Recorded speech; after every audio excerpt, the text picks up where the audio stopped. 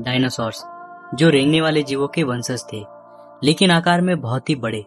Dinosaurs ने पृथ्वी में बहुत ही लंबे समय तक राज किया। करीब 14 करोड़ सालों तक इस धरती पर इन दैत्याकार छिपकलियों का राज था। परंतु उसके बाद क्या हुआ?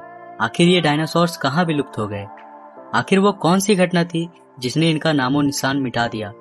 इसे जानने के लिए हमें समय में फिर से पीछे जाना होगा। तो आइए चलते हैं आज से 6.5 करोड़ साल पीछे। आज से करीब 6.5 करोड़ साल पहले धरती का मौसम काफी सुहाना था। चारों तरफ पेड़ पौधे, सूरज की धूप, समुद्र से आती ठंडी ठंडी हवाएं और ये डायनासोर। परंतु यहाँ डायनासोर के अलावा एक और प्रजाति भी था जो आकार में बहुत ही छोटा था और ये आज के चूहे जैसा दिखता था। असल मायनों में यही हमारे प्राचीन पूर्वज थे और आगे चलकर हम इन्हीं से विकसित होने वाले थे। ये थे मैमल्स, यानी स्तनधारी जीव। आपकी जानकारी के लिए मैं बता दूं कि डायनासोर्स अंडे देते थे, लेकिन मैमल्स अंडे नहीं देते हैं। हम इंसान भी एक मैमल हैं। उस वक्त ये मैमल्स डायनासोर्स के डर से जमीन के अंदर बिलों में छुप कर रहते थे और इनकी यही खासियत इनके लिए वरदान बनने वाला था। जब ये सारे जीव आराम से धरती में अपना जीवन बिता रहे थे, उस वक्त एक 10 किलोमीटर के डायमीटर वाला एक एस्टेरॉइड सीधे धरती की ओर बढ़ रहा था। धरती के ग्रेविटेशनल फील्ड में घुसते ही इसका रफ्तार एकाएक और तेज हो गया।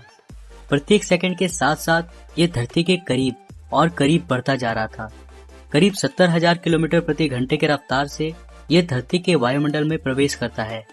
धरती के वायुमंडल में घुसते ही घर्षण की वजह से ये एक आग के गोले में बदल गया। इसकी चमक इतनी अधिक थी कि इसके 800 किलोमीटर के रेडियस में आने वाले सभी जीव पूरी तरह से अंधे हो चुके थे। ये जीव इसे देख नहीं पा रहे थे, लेकिन वो इसे महसूस कर सकते थे। एस्टेरॉइड जमीन से टकराता है और एक बहुत ही भयंकर विस्फोट होता है। ये विस्फोट इतना शक्तिशाली था कि इसके टकराते ही पृथ्वी की लाखों मीट्रिक टन धातु अंतरिक्ष में चला गया। विस्फोट वाली जगह पर एक 180 किलोमीटर चौड़ा और 20 किलोमीटर गहरा गड्ढा बन गया। इस गड्ढे का सारा मैटर आसमान में धूल के एक बड़े बादल का निर्माण किया।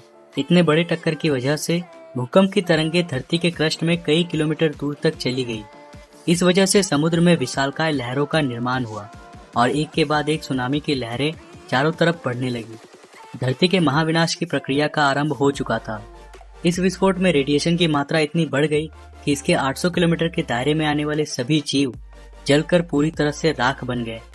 पादपों के अंदर मौजूद सारा जल इस गर्मी के कारण भाप में बदल गया।